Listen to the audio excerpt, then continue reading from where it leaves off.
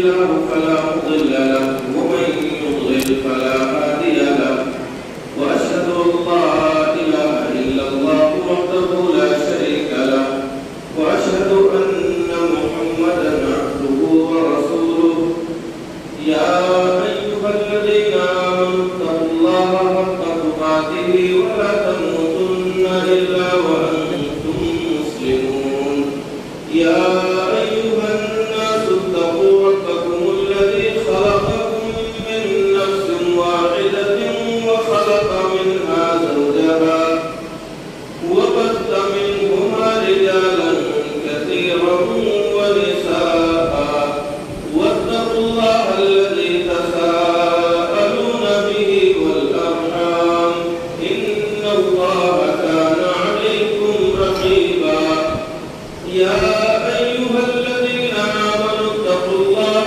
وقولوا قولا سديدا يصلح لكم أعمالكم ويغفر لكم ذنوبكم ومن يطع الله ورسوله فقد فاز فوزا عظيما أما بعد فإن خير الحديث كتاب الله وخير الهدي هدي محمد صلى الله عليه وسلم وشر الأمور محدثاتها وكل محدثة بدعة وكل بدعة ضلالة وكل ضلالة في النار أعوذ بالله من الشيطان الرجيم بسم الله الرحمن الرحيم قاف والقرآن المجيد بل عجبوا أن جاءهم منذر منهم فقال الكافرون هذا شيء عجيب أإذا متنا وكنا ترابا ذلك رجع بعيد قد علمنا ما تنقص الأرض منهم وعندنا كتاب حفيظ وقال الله تعالى في موضع آخر لا أقسم بهذا البلد وأنت حل بهذا البلد ووالد وما ولد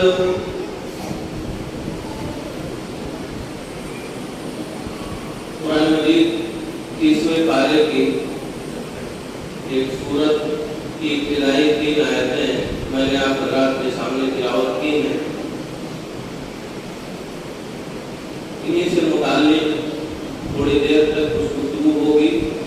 اللہ تعالیٰ ہم سب کو کہتے و سننے سے زیادہ کتاب و سنت کے احکام پر عمل کرنے کی توفیق عطا فرمائے. حضرات گرامی، اللہ تعالیٰ نے ہم سب کو پیدا کیا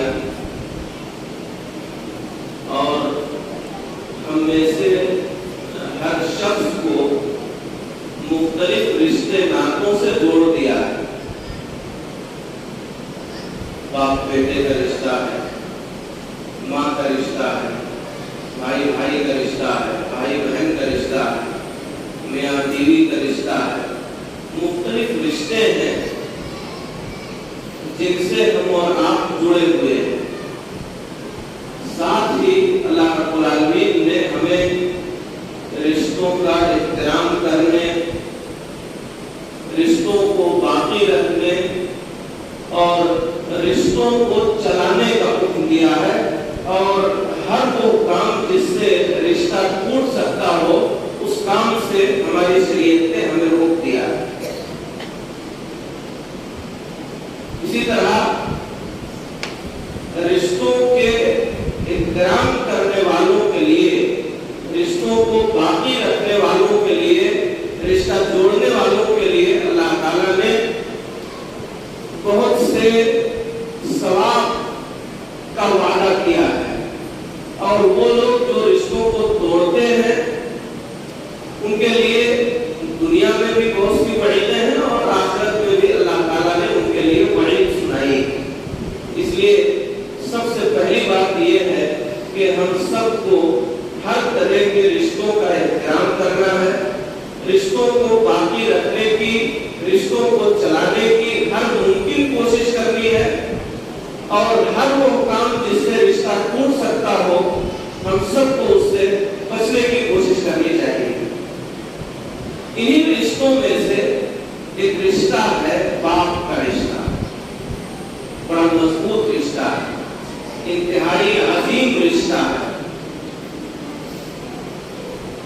اس رشتے کی عظمت کیا ہے، باپ والد کتنا عظیم شخص ہے، میں کتاب و سنت کے حوالے سے آپ کے سامنے اس بات کو ذکر کرتا ہوں۔ اور اس رشتے کے تئیں ہمارا اور آپ کا رویہ کیا ہے، یہ بھی ہمیں جاننا چاہیے۔ سب سے پہلی بات، یہ وہ رشتہ ہے جو اس دنیا میں ہمارے وجود کا ذریعہ بنا ہے۔ اس دنیا میں ہم آئے ہیں اللہ تعالیٰ کے فضل و کرم کے بعد سب سے اہم اور بنیادی کردار اگر کسی کا ہے تو وہ ہمارے باپ کا، ہماری ماں کا۔ تو یہ ہمارے وجود کا ذریعہ ہے۔ قرآن مجید میں اللہ رب العالمین نے سورہ نساء کی آیت میں پڑھی، اے لوگو اللہ سے ڈرو، تو اپنے اس رب سے ڈرو جس نے تمہیں ایک جان سے پیدا کیا اور پھر انہی سے ان کی بیوی حوا کو نکالا، اور پھر ماں باپ کے ملاپ سے یہ پوری دنیا انسانیت وجود میں آئی۔ تو حضرات گرامی، ہم اور آپ جو اس دنیا میں وجود پائے ہیں، یہاں آئے ہیں اللہ تعالیٰ کے فضل و کرم کے بعد، اگر اس میں کسی کا رول اور کردار ہے تو ہمارے باپ کا، ہماری ماں کا۔ تو باپ ایک عظیم رشتہ ہے۔ قرآن مجید میں اللہ رب العالمین نے، آپ دیکھیں کہ بہت سے رشتے لاتے ہیں، جس رشتے کی قسم کھائی ہے۔ ماں ایک عظیم چیز ہے، ایک عظیم رشتہ ہے، بھائی بہن کا ایک عظیم رشتہ ہے، بہت سے رشتے ہیں، لیکن ان رشتوں میں سے اللہ تعالیٰ نے اگر کسی رشتے کی قسم کھائی ہے قرآن مجید میں تو وہ یہی رشتہ باپ کا رشتہ ہے۔ اور ہم آپ جانتے ہیں قسم اس وقت کھائی جاتی ہے جب کسی بات کو پختہ کرنا ہو۔ ہم آپ سے جو بات بتا رہے ہیں، ہمارا ارادہ یہ ہے کہ آپ اس بات کو مان لیں، تو ہم قسم کھاتے ہیں۔ جس ذات کے حوالے سے قسم کھاتے ہیں وہ ذات بہت بڑی ہوتی ہے۔ اللہ کی قسم ایسا ہم نے کیا، یہ ہم نے ایسا کیا ہے اپنے کیے ہوئے کی تاکید کے لیے، اس کو پختہ بنانے کے لیے ہم نے اللہ کی ذات کی قسم کھائی۔ اللہ پاک نے بہت ساری چیزوں کو بتانے کے لیے جن چیزوں کی قسم کھائی ہے، انہی میں سے ایک چیز ہے ووالد وما ولد، قسم ہے والد کی۔ اللہ قسم کھا رہا ہے والد، اس رشتے کی قسم اللہ رب العالمین نے کھائی۔ اللہ تعالیٰ جس رشتے کی قسم کھائے وہ رشتہ انتہائی عظیم ہوتا ہے۔ اور آپ دیکھیں گے اسی دنیا میں جن کا باپ نہ ہو بے سہارا ہو جاتے ہیں، وہ اکثر و بیشتر وہ بچے اور بچیاں راستے سے بھٹک جاتے ہیں جن کا باپ بچپن میں انتقال کر جائے، ان کے سر کا سہارا ختم ہو جاتا ہے، اور شریعت بھی ان کو یتیم کہتی۔ ایسا لڑکا کم عمری میں جس کے باپ کا انتقال ہو جائے، ایسی لڑکی کم عمری میں جس کے باپ کا انتقال ہو جائے، ایسے لڑکے کو اور ایسی لڑکی کو یہ دنیا یتیم کہتی ہے، بے سہارا، بے یار مددگار کہا جاتا ہے۔ اللہ کے گرامی، یہ اس رشتے کی عظمت ہے، یہ باپ کی عظمت ہے۔ کتاب و سنت میں آپ دیکھیں گے اللہ کے نبی جناب محمد رسول اللہ صلی اللہ علیہ وسلم نے باپ کی رضا کو اللہ کی رضا سے تعبیر کیا ہے۔ سنن ترمذی میں عبداللہ ابن عمرو رضی اللہ عنہ کی روایت ہے، کہتے ہیں اللہ کے نبی جناب محمد رسول اللہ صلی اللہ علیہ وسلم نے فرمایا، رضا الرب فی رضا الوالد، اللہ کی رضا باپ کی رضا میں ہے، اللہ کی خوشی باپ کی خوشی میں ہے۔ اگر ہم نے اپنے والد کو خوش رکھا ہے، اس کے ساتھ اٹھے بیٹھے ہیں، اس کی خدمت کیا ہے، اس کے دکھ درد میں شریک رہے ہیں، ٹائم دیا ہے اس کے لیے، تو یاد رہے ہمارا باپ ہم سے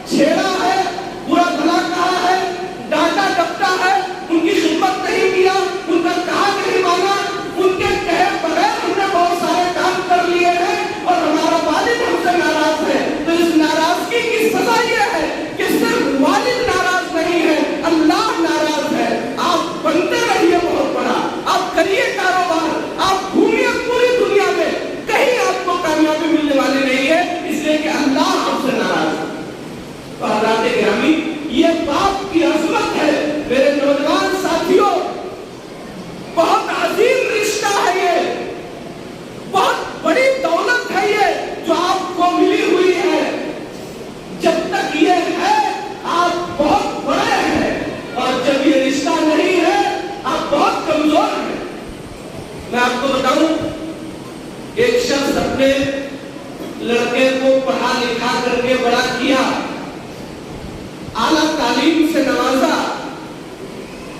تعلیم کے حصول کے بعد اللہ کا کرنا ایسا ہوا کہ اسے ایک اچھی نوکری مل گئی۔ ایک دن باپ اپنے بیٹے کی آفس میں اس سے ملاقات کے لیے گیا ہے،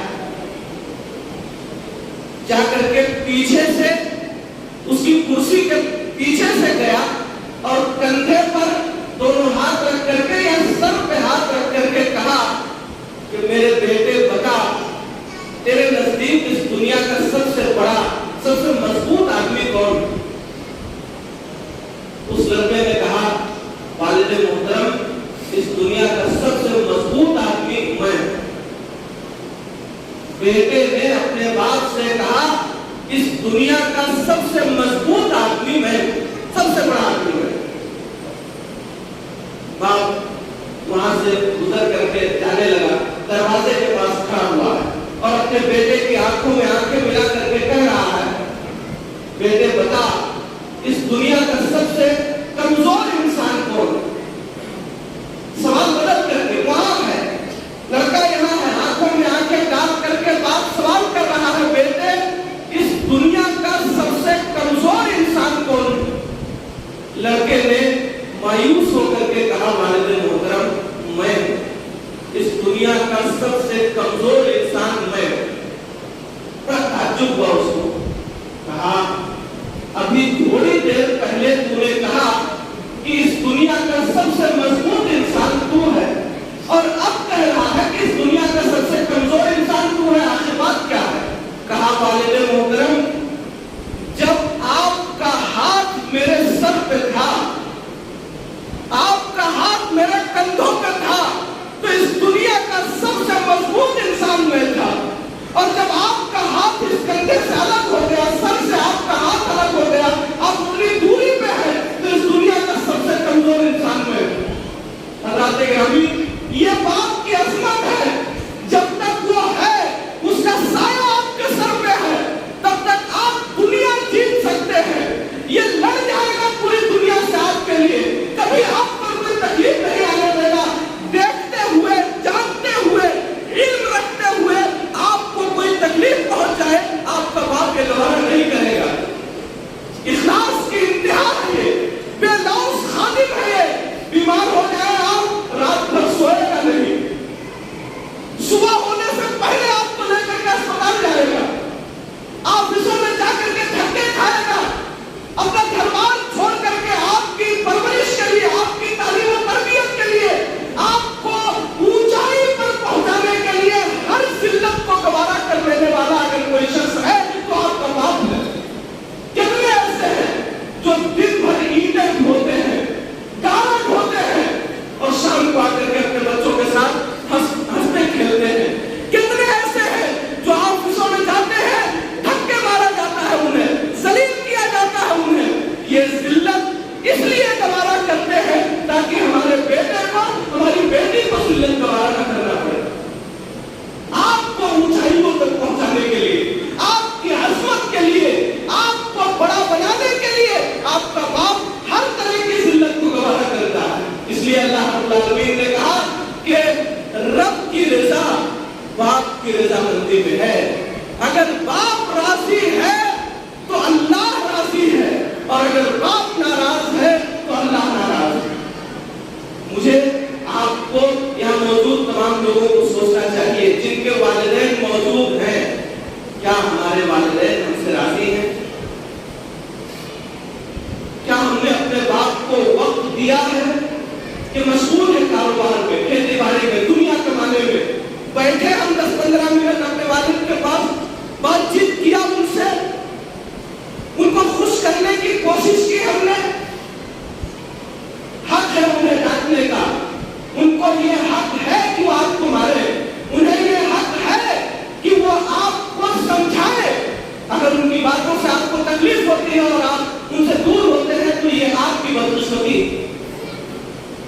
سعادات گرامی، ہمارے نبی جناب محمد رسول اللہ صلی اللہ علیہ وسلم نے فرمایا رب کی رضا باپ کی رضا میں ہے اور رب کی ناراضگی باپ کی ناراضگی میں ہے۔ ہم اپنے باپ کو راضی کریں تاکہ اللہ ہم سے راضی ہو جائے۔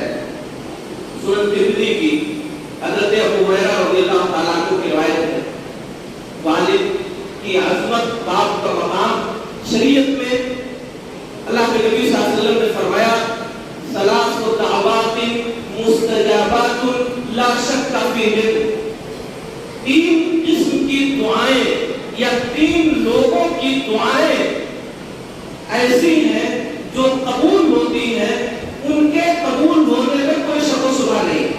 ثلاث دعوات مستجابات، تین قسم کی دعائیں قبول ہوتی ہیں، ان دعاؤں کی قبولیت میں کوئی شک و شبہ نہیں۔ انہی میں سے پہلی دعا دعوت الوالد لولدہ، باپ کی دعا اپنے بیٹے کے حق میں، والد کی دعا اپنے اولاد کے حق میں قبول ہوتی ہے، اللہ اس کو رد نہیں کرتا۔ آپ تعلیم کے لیے جا رہے ہیں، امتحان ہے آپ کا، آپ چاہتے ہیں کہ آپ اعلیٰ نمبرات سے کامیاب ہو جائیں، آپ چاہیے اپنے والد کے پاس والد محترم دعا کیجیے، اللہ آپ کی دعا کو قبول کرتا ہے، وہ امتحان ہے۔ نبی نے کہا ہے کہ والد کی دعا اولاد کے حق میں قبول ہوتی ہے، آپ چاہیے اپنے باپ سے دعا لیجیے۔ آپ کاروبار شروع کر رہے ہیں، چاہیے بیٹھیے اپنے والد کے پاس، کہیے ابا دعا کیجیے اللہ کاروبار میں نفع عطا فرمائے، برکت دے۔ آپ کہیں بھی سفر کر رہے ہیں، کہیں جانا چاہتے ہیں، آپ اپنے والد سے دعا لیجیے، یہ وہ دعا ہے جس کو اللہ تعالیٰ رد نہیں کرتا۔ مسافر کی دعا، والد کی دعا اور مظلوم کی دعا، یہ تین دعائیں ایسی ہیں جن کے بارے میں اللہ کے نبی صلی اللہ علیہ وسلم نے فرمایا ہے کہ ان کی دعائیں رد نہیں ہوتی۔ آج ہمیں جب تکلیف ہوتی ہے، کوئی پریشانی ہم پر آتی ہے، مختلف لوگوں کے پاس ہم جاتے ہیں، کبھی اس عالم کے پاس، کبھی اس عالم کے پاس، بسا اوقات ایمان و عقیدے کا سودا کرتے ہوئے شرک اور بدعت کرنے والوں کے پاس جاتے ہیں دعا کرانے کے لیے۔ شادی ہو گئی، بچے نہیں ہو رہے ہیں، دنیا بھر کے ڈاکٹروں کے پاس ہم گئے ہیں، چاہیے جانا چاہیے، بہت سارے لوگوں سے دعا کرانے کے لیے گئے ہیں، لیکن کبھی ہم نے کہا اپنے باپ سے کہ ابا آپ دعا کیجیے اللہ ہمارے گھر میں بھی پھول کھلا دے۔ یہ مقبول دعا ہے، مستجاب دعا ہے، یہ وہ ذات، یہ شخصیت ہے جس کی دعا اللہ رب العالمین قبول فرماتا ہے۔ اسی طرح آپ دیکھیں کہ اللہ کے نبی جناب محمد رسول اللہ صلی اللہ علیہ وسلم نے باپ کی عظمت کو کس قدر بیان کیا ہے۔ حضرت ابو الدرداء رضی اللہ تعالیٰ عنہ کی روایت ہے، مختلف حدیث کی کتابوں میں اللہ کے نبی صلی اللہ علیہ وسلم نے فرمایا الوالد اوسط ابواب الجنہ، باپ جنت کا درمیانی دروازہ، باپ یہ جنت کا درمیانی دروازہ ہے، مین گیٹ آپ کہہ لیجیے۔ آپ اگر اسے راضی کیے ہیں، اب اس کو خوش کیے ہیں، تو گویا کہ جنت کے دروازے کو آپ نے اپنے لیے کھول رکھا ہے۔ الوالد اوسط ابواب الجنہ، والد یہ جنت کا درمیانی دروازہ ہے۔ آپ صلی اللہ علیہ وسلم نے فرمایا اب تم چاہو تو اس دروازے کی حفاظت کرو اور چاہو تو اس دروازے کو ضائع کر دو۔ باپ کی خدمت کر کے، اس کا کہا مان کر کے، اس کی اطاعت کر کے، اس کی فرمانبرداری کر کے، اس کے ساتھ حسن سلوک کر کے، اگر چاہو تو جنت کے اس دروازے کو اپنے پاس کر لو، اور اگر چاہو تو باپ کی نافرمانی معصیت کر کے اس دروازے کو ضائع کر دو۔ جنت کا دروازہ ہے باپ۔ حضرات گرامی، بڑا مقام ہے باپ کا، والد کا۔ اللہ کے نبی جناب محمد رسول اللہ صلی اللہ علیہ وسلم نے فرمایا، صحیح مسلم کے حضرت ابو ہریرہ رضی اللہ تعالیٰ عنہ کی روایت ہے، کوئی لڑکا اپنے باپ کی خدمت کا بدلہ نہیں دے سکتا، اللہ یہ کہ کے باپ کو کوئی خرید لے جائے تو غلام ہو جائے اس کا باپ، اور جائے اور منہ مانگی رقم دے کر کے اس کو خرید لے اور خرید کر کے آزاد کرے، تب جا کر کے اس کی خدمت کا کچھ بدلہ دیا جا سکتا ہے، ورنہ خدمت کر کے، احسان کر کے، انہیں کھلا پلا کر کے، ان کو آرام و آسائش دے کر کے ہم چاہیں کہ ان کی خدمت کا صلہ اور بدلہ نہیں دے سکتے۔ جو احسان انہوں نے کیا ہے، جو خدمتیں ہمارے لیے ہمارے باپ نے کی ہے، ہم اس احسان کا بدلہ نہیں دے سکتے۔ اللہ کے نبی جناب محمد رسول اللہ صلی اللہ علیہ وسلم نے فرمایا، اگر کسی لڑکی کا باپ زندہ ہے، اس کی اجازت کے بغیر وہ شادی کر لے، اس کی شادی ہی معتبر نہیں ہوگی۔ اگر کسی لڑکی کا باپ زندہ ہے اور وہ لڑکی اپنے باپ کی اجازت کے بغیر اس کو ناراض کر کے جائے اور شادی کر لے، اس کی شادی نہیں ہوگی۔ اللہ کے نبی جناب محمد رسول اللہ صلی اللہ علیہ وسلم نے فرمایا کہ اگر کوئی شخص ایسا ہے جو یہ جانتا ہے کہ میرا باپ فلاں ہے، لیکن وہ اپنے آپ کو کسی اور کی طرف منسوب کرتا ہے، ایسے شخص پر جنت حرام۔ یہ بات آپ جان لیجیے، ہمارے سماج و معاشرے میں ایک بڑا المیہ ہے بعض لوگوں کا، جن کے یہاں اولاد نہیں ہوتی، اللہ تعالیٰ کسی وجہ سے اولاد سے محروم کر دیا تو اپنے کسی بھائی کے بیٹے کو یا بہن کے بیٹے کو کسی کو لے لیتے ہیں، گود لیتے ہیں، اب اس لڑکے کی نسبت اپنی طرف کراتے ہیں۔ ایسا بہت ہوتا ہے، یہ سراسر حرام ہے، بہت بڑا گناہ ہے۔ وہ لڑکا جس کا ہے اس کی طرف منسوب ہونا چاہیے۔ اگر وہ لڑکا یہ جانتا ہے کہ میرا باپ فلاں ہے اور وہ اپنے باپ کے بجائے چند بیگھہ کھیت کے لیے، ایک گھر کے لیے، کچھ روپے پیسے کے لیے اس نے اپنی ولدیت بدل دی اور اپنے آپ کو دوسرے کا بیٹا شمار کرایا، ایسے لڑکے پر جنت حرام ہے۔ یہ اللہ کے نبی جناب محمد رسول اللہ صلی اللہ علیہ وسلم نے فرمایا۔ یہ عظمت ہے باپ کی۔ حضرات گرامی، اس لیے ہمیں اور آپ کو چاہیے کہ ہم اپنے والدین کی خدمت کریں، ان کے ساتھ حسن سلوک کریں، ان کی اطاعت اور فرما برداری کریں۔ ایک قصہ میں ذکر کرتا ہوں۔ بسا اوقات سماج و معاشرے کا نوجوان طبقہ باپ اگر کسی بات پر ٹوکتا ہے، کچھ بولتا ہے، سمجھانے کی کوشش کرتا ہے، تو باپ کی روک ٹوک کو بڑا برا سمجھتے ہیں۔ بسا اوقات زبان سے الٹے سیدھے جملے بھی ان کے حق میں نکالتے ہیں، کب ان سے چھٹی ملے گی، کب یہ دنیا سے چلے جائیں گے، کب ایسا ہوگا۔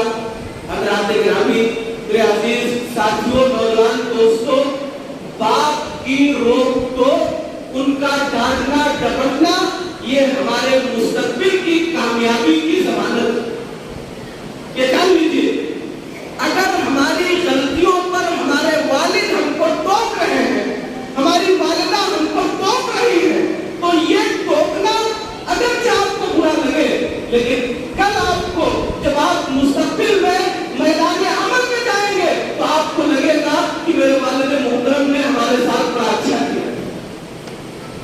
ایک شخص کا قصہ بہت سارے سعودی عرب کے علماء نے ذکر کیا ہے، آپ یوٹیوب پر دیکھیں گے تو عربی میں یہ قصہ آپ کو بہت سارے خطبہ اور مقررین اور واعظین کے زمانے ملے گا۔ قصہ یہ ہے کہ ایک لڑکا اپنے والد کے ڈانٹنے ڈپٹنے سے اکثر و بیشتر بڑا پریشان رہتا۔ جب بھی وہ کوئی غلطی دیکھتا اس کا والد تو اسے ڈانٹ دیتا، یہ پنکھا بجھایا کیوں نہیں، یہ ٹوٹی کھلی ہوئی کیوں چھوڑ دی، یہ دروازہ اتنا تیز کیوں کھول رہے ہو، اتنا تیز کیوں بند کرتے ہو۔ اس طرح جب بھی اس سے چھوٹی موٹی لغزشیں ہوتی، چھوٹی موٹی غلطیاں ہوتی تو اس کا والد اسے ڈانٹتا، اس کو ٹوکتا ہے۔ یہ لڑکا اپنے والد کے اس روک ٹوک سے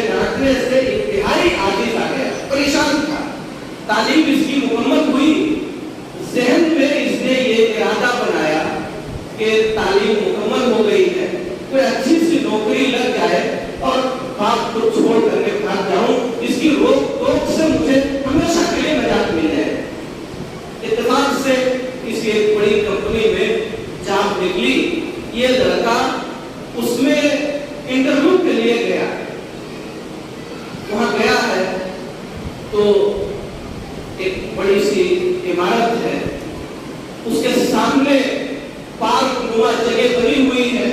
داخل ہوا, اس میں دیکھا تو جو دروازہ لگا ہوا تھا پارک کے پاس, اس کی کنڈی گرنے کے قریب, اس کا جو اسکرو تھا وہ ایسا لگ رہا تھا کہ ابھی ایک دو لوگ اور اگر کھولیں گے تو یہ کنڈی ہی گر جائے گی.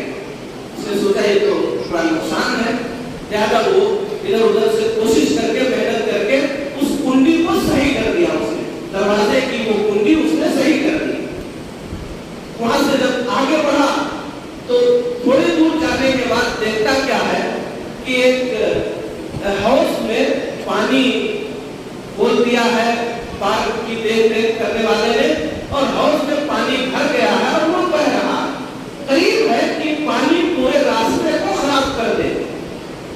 یہ دیکھ کر کے اس سے رہا نہ گیا, اس نے جا کر کے ٹوٹی بند کی اور اس کا رخ دوسری طرف کر دیا, دوسرے ہاؤس کی طرف کر دیا.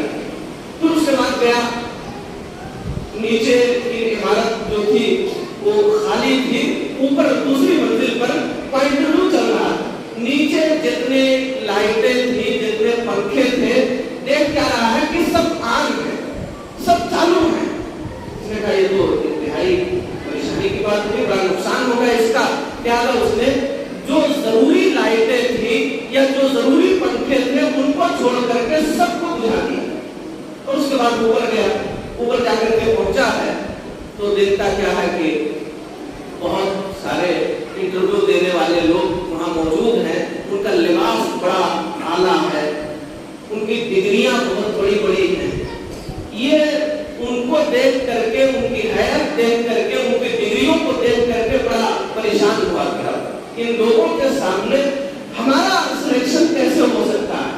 بہرکیف وہاں رکا رہا. تھوڑی دیر کے بعد جب انٹرویو شروع ہوا, ایک آدمی دروازے سے اندر جا رہا ہے, 1 منٹ کے بعد باہر آ جا رہا ہے, دوسرا جا رہا ہے, پھر آ جا رہا ہے, تیسرا جا رہا ہے. اس طرح سارے لوگ ایک کے بعد دیگرے جاتے رہے آتے رہے. اس کے نام کو پکارا گیا. یہ گیا, جا کر کے وہاں سامنے بیٹھا ہے. 3 لوگ انٹرویو لینے والے ہیں. سامنے کی کرسی پر یہ لڑکا بیٹھا. ان تینوں نے مسکرا کر کے کہا کہ آپ ڈیوٹی کب جوائن کر رہے ہیں. بڑی حیرت ہوئی اسے, بڑا تعجب ہوا. نہ کوئی سوال نہ جواب, نہ کچھ پوچھا ہے. یہ لوگ کہہ رہے ہیں کہ نوکری کرنے کس دن آ رہے ہو. اس نے کہا کہ آخر ہمارا تو انٹرویو ہوا نہیں, ہم سے تو کوئی سوال جواب ہوا نہیں ہے, آخر کیسے آپ کہہ رہے ہیں. ان لوگوں نے کہا کہ آپ کا انٹرویو ہو چکا ہے, آپ انٹرویو میں کامیاب ہو گئے. وہ دروازے کی کنڈی جو آپ نے صحیح کی, ہم نے جان بوجھ کر کے اس کو خراب کیا تھا. سارے انٹرویو دینے والے آئے اور ان لوگوں نے اس پر دھیان نہیں دیا. وہ ہاؤس سے پانی جو بہ رہا تھا, آپ نے جس کو صحیح کیا وہ ہم نے جان بوجھ کر کے کیا تھا, وہ آپ نے ٹھیک کر دیا. وہ لائٹ اور پنکھے جو آن تھے جس کو آپ نے بجھا دیا, وہ ہم نے جان بوجھ کر کے چلایا تھا. آپ نے جو یہ کیا ہے, ہمیں یہ لگا کہ اس کمپنی کے سب سے مخلص اور بہترین کام کرنے والے آپ ہی ہو سکتے ہیں, اس لیے آپ کا سلیکشن ہو چکا ہے. آپ جائیے, کب آنا ہے ڈیوٹی جوائن کرنے, یہ بتائیے. یہ سننا تھا اسے. وہ لڑکا جو اس ارادے سے انٹرویو کے لیے آیا تھا کہ اگر ہمارا سلیکشن ہو گیا تو اپنے باپ کے روکنے ٹوکنے سے عاجز ہو کر کے میں بھاگ جاؤں گا, کہیں دوسری جگہ جا کر کے رہوں گا. اسے بڑا پچھتاوا ہوا, بہت شرمایا وہ, اور بھاگ کر کے گھر آیا اور اپنے والد کے قدموں میں گر گیا اور اس نے سارا قصہ بیان کیا. حضرات گرامی, اگر اس کے باپ نے شروع سے اسے روکا ٹوکا نہ ہوتا تو یہ کامیابی کی جو منزل اس کو ملی, یہ کامیابی جو ملی ہے, یہ اس کو ملنے سے رہتی. اس لیے حضرات گرامی, میرے نوجوان دوستوں, والد ایک بڑی عظیم دولت ہے. ہمیں اور آپ کو اپنے والدین کی عزت, ان کی قدر کرنی چاہیے. بڑا مقام ہے ان کا. آج سماج و معاشرے کا المیہ یہ ہے, جس باپ نے اکیلے 5, 6, 7, 8 بچوں کو پال پوس کر کے بڑا کر دیا, آج اسی بات کو کھانے کے لیے کبھی ان کے دروازے پہ جانا پڑتا ہے، کبھی ان کے دروازے پہ، کبھی ان کے دروازے پہ. یہ حال ہے ہمارے سماج کا. وہ باپ جس نے اپنے بیٹے کے بیمار ہونے کے بعد یہ نہیں سوچا کہ میں بکوں گا کہ میری زمین و جائیداد بک جائے گی. آج اس باپ کو بیماری میں علاج کرانا ہے تو بچے حصہ لگا رہے ہیں.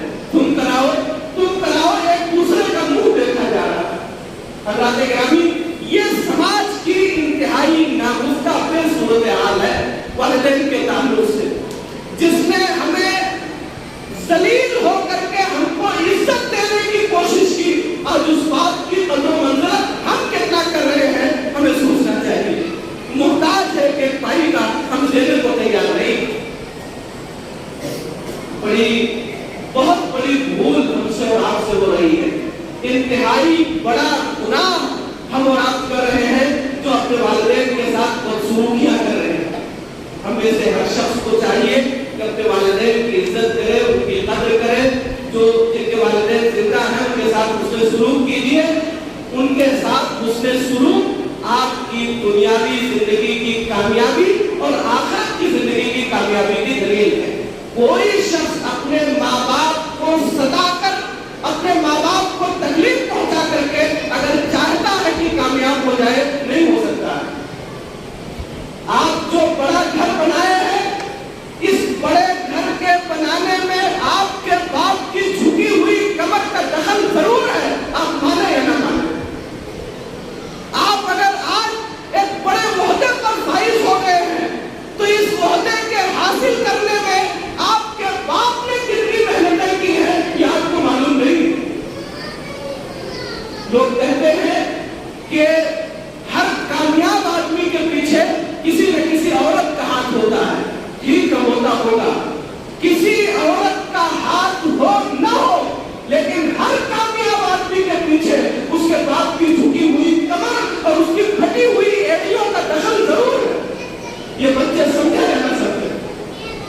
اللہ کے گرامی، اس لیے والدین کی قدر کیجیے، ان کی عزت کیجیے، ان کے مقام و مرتبے کو سمجھیے، ان کے ساتھ حسن سلوک کیجیے، ان کو راضی رکھیے. وہ راضی ہے تو اللہ راضی ہے، وہ ناراض ہے تو اللہ ناراض ہے. یہ باپ کی عظمت کے حوالے سے کچھ باتیں بھی جو ہے آپ کے سامنے پیش کی ہیں، اور اس کے بعد باپ کے حقوق کیا ہے اور باپ کی ذمہ داریاں کیا ہیں. انشاءاللہ پھر کسی موقع پر آنا ہوا تو گفتگو ہوگی. اللہ تعالیٰ سے دعا ہے ہم تمام لوگوں کو اپنے والدین کی خدمت کرنے کی، ان کے مقام و مرتبے کو سمجھنے کی اور ان کے ساتھ اس سے سلوک کرنے کی توفیق عطا فرمائے. اے اللہ، ہم میں سے جن کے بھی والدین زندہ ہیں تو انہیں صحت و سلامتی عطا فرما. ان کے بچوں کو ان کی خدمت کی توفیق عطا فرما. جن کے والدین اس دنیا میں نہیں رہے، اے اللہ ان کو معاف فرما دے، ان کے گناہوں کو بخش دے اور ان کی قبر میں ہر طرح کا آرام اور سکون انہیں عطا فرما. قبر کے عذاب سے ان کی حفاظت فرما. اے اللہ، ہم میں سے ہر شخص کو اپنے والدین کی خدمت کرنے کی توفیق عطا فرما، اور اس خدمت کے نتیجے میں جو ثواب مرتب ہوتے ہیں اے اللہ وہ ثواب میں عطا فرما. اور اے کریم ہم سب کو نیک عمل کی توفیق عطا فرما. ہر طرح کی برائیوں سے بچنے کی توفیق عطا فرما. ہم میں سے جو بیمار انہیں شفا عطا فرما. ان کی بیماریوں کو، ان کے گناہوں کے خاتمے کا ذریعہ بنا دے. جو مسلمان مرد عورت اس دنیا سے جا چکے ہیں ان کی قبروں کو نور سے بھر دے. انہیں کروڑ کروڑ جنت عطا فرما. ان کی لفظوں کو درگزر فرما دے، ان کی نیکیوں کو قبول فرما دے. اے اللہ، ہم میں سے جو پریشان رات ہیں ان کی پریشانیوں کو دور فرما دے. جو رشتوں کے تعلق ہونے بہترین مناسب رشتہ عطا فرما. جو مقروض ہیں انہیں ان کے قرضوں کی ادائیگی کی توفیق عطا فرما. ہمارے سبوں میں اتحاد پیدا فرما. مل جل کر رہنے کی توفیق عطا فرما. ہمارے سینوں سے بغض و عداوت، دشمنی، عناد کو نکال دے. اے اللہ، ہمارے سینے کو ہمارے ہر مسلمان بھائی کے لیے کھلا ہوا محبت، الفت اور پیار کا جذبہ ہمارے سینوں میں بھر دے. الہ العالمین، ہمارے وہ مسلمان بھائی بہن جو کہیں بھی ملک کے کسی بھی خطے اور علاقے میں پریشانیوں کا شکار ہے، اے اللہ ان کی پریشانیوں کو دور فرما دے. اور اے کریم، جو ظلم و زیادتی ان پر ہو رہی ہے، ظالموں کا ہاتھ پکڑ لے. اے اللہ ان مظلوموں کی فریاد کو سن لے. اور اے کریم، ہماری مسجدوں کی، ہمارے مدرسوں کی حفاظت فرما. اے اللہ اپنے دین پر قائم رہنے کی توفیق عطا فرما. ہمارے وہ بھائی جو ناحق جیلوں میں ہیں، اے اللہ اللہ ان کے رہائی کی کوئی صورت پیدا فرما دے. ظلم و ستم کے جو بھی بادل ہمارے سروں کو منڈلا رہے ہیں اے اللہ تو دور کر سکتا ہے. مولا کریم تو اسے دور فرما دے. ہمارے ملک کے امن و امان کو بحال فرما دے. وہ طاقتیں جو اس ملک کے امن و امان اور اس کی سالمیت اور یہ تہذیب کو توڑنا چاہتی ہے وہ ہدایت عطا فرما. اے اللہ اس ملک کی گنگا جمنی تہذیب کو برقرار فرما دے. اے اللہ ہماری عزتوں کی ہماری آبرو کی حفاظت فرما. ہماری ماں بہنوں کی عزت آبرو کی حفاظت فرما. وہ سرکش اور ظالم لوگ جو ہماری ماں بہنوں کی عزت و آبرو سے کھیلنا چاہتے ہیں اے اللہ تو ان سے نمٹ. الہ العالمین تو ان کے ہاتھوں کو پکڑ لے. اے اللہ ہمارے مظلوم بھائیوں کی مدد فرما. ظالموں کو کے ظلم سے انہیں نجات عطا فرما.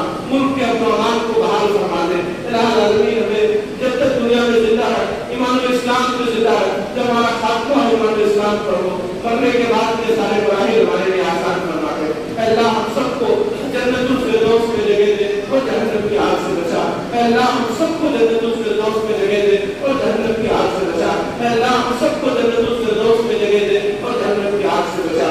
آمین. قولوا هذا واستغفر الله لي ولكم.